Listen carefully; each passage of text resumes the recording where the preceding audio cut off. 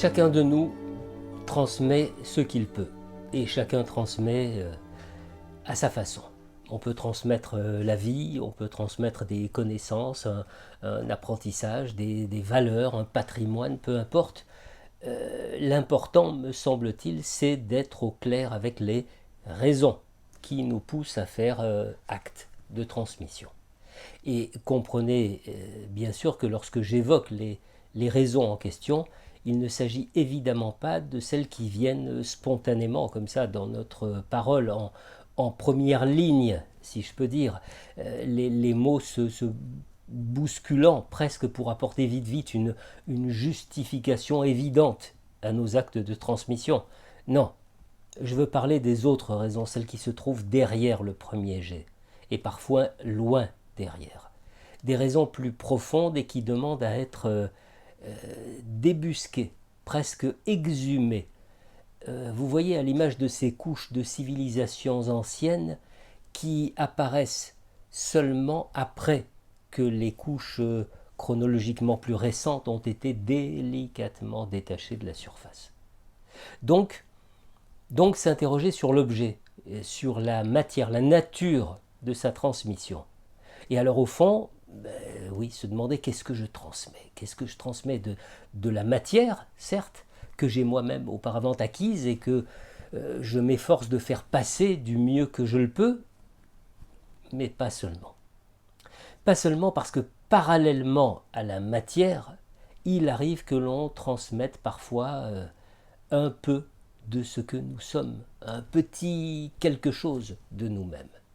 Et si nous transmettons quelque chose d'une façon volontaire, pédagogique, c'est mieux quand même, ordonnée, organisée, parfaitement consciente, eh bien ce qui se transmet de nous n'est en revanche ni volontaire ni organisé. Il m'arrive ainsi de repenser à ce professeur d'histoire-géographie qui fut le mien en première et en terminale. Et son visage m'apparaît comme si l'homme était soudain là, devant moi, vêtu de son éternel et toujours impeccable costume gris sombre, croisé sur une chemise blanche. Et alors j'entends en moi, avec un intense sentiment de réalité et d'actualité, les paroles qu'il avait prononcées lorsque, totalement perdu dans les errances de mes futures orientations universitaires, j'avais sollicité un entretien avec lui.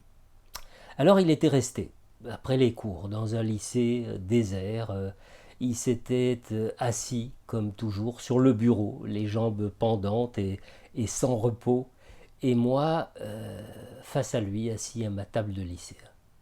Eh bien, voyez-vous, ce moment qui fait retour 50 ans après qu'il se soit déroulé, ce moment me confirme que ce professeur m'a transmis beaucoup plus que des connaissances en histoire et en géographie.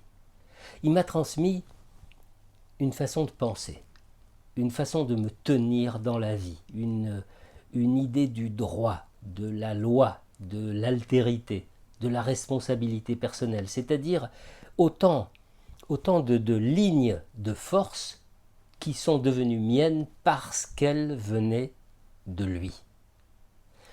Alors, comment ne pas faire le rapprochement avec la relation analytique, avec les effets du transfert, avec les jeux de projection et d'identification que nous vivons tous chaque jour et d'une façon encore plus manifeste dans le cadre de l'analyse. Ainsi, sans évidemment la rechercher, l'analyste ne peut échapper à la transmission, à l'analysant, de quelque chose de ce qu'il est.